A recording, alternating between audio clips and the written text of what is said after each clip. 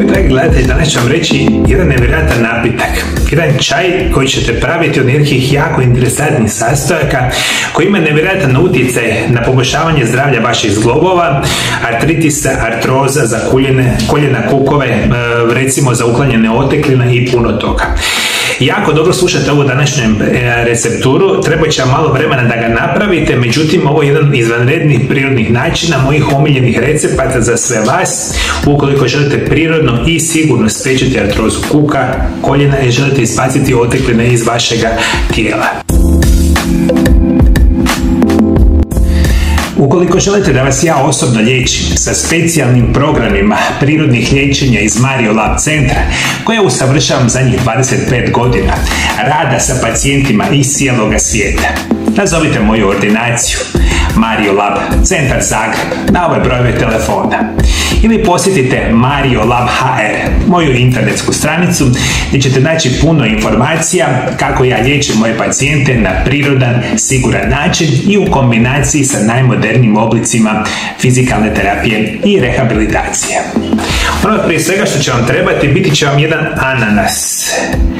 Obavezno temeljite operite ananas prije upotrebe kore od ananasa. Ključ da ovo sad shvatite, biti će već kada kupujete ananas, tražite da bude organskog podrijetla. Kada već ne možete kupiti organskog podrijetla, kupite ananas koji možete kupiti.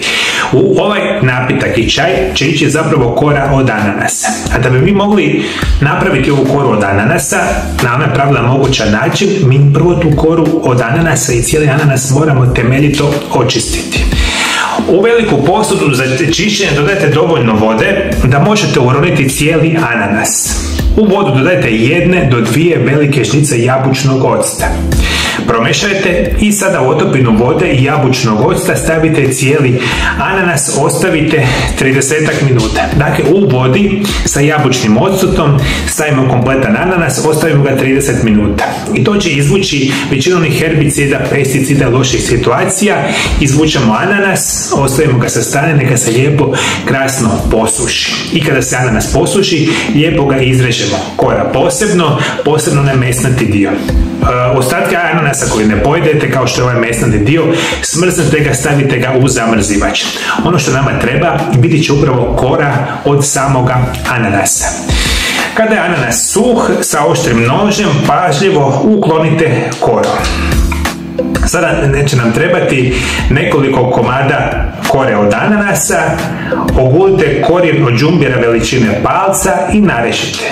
Pripremite jednu malu žicu paka od kurkume i prstohvat bibera. Slušajte me, moji dragi gledatelji, ananas, kurkuma, đumbir i malo bibera. To su 4 sastojaka koje mi želimo kuhati 30 minuta u, recimo, jednoj tekućini, u jednoj vodi koja će biti otprilike 600 ml.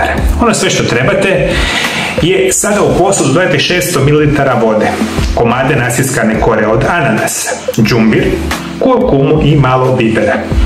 Sakuhajte vodu i na laganoj vatri čaj kuhate oko 30 minuta. Što dulje kuhate, tim će intenzivniji biti okus. Nakon tog vremena čaj procijedite, imat ćete oko 2 šalice čaja. Ostavite da se ohladi barem 10 minuta i onda ovaj čaj lijepo krasno procijedite. Imat ćete 2 šalice čaja koje pijete svaki dan. 15 dana za redom i u taj čaj naravno možete dodati malo limuna i malo, dakle, samoga sličice, recimo meda i slično. Još jednom, kora od ananasa, đumbir, kurkuma, biber, kuhaju se pola sata, otprilike 600 ml vode, sve to lijepo procijedite i onda kasnije kada se ohladi možete dodati malo limuna i malo samoga meda. Pijuckajte pomalo svaki dan, 15 dana za redom i vidjet ćete nevjerojatne blagodati na zdravlje vaših zgloba, što zapravo nećete vjerovati.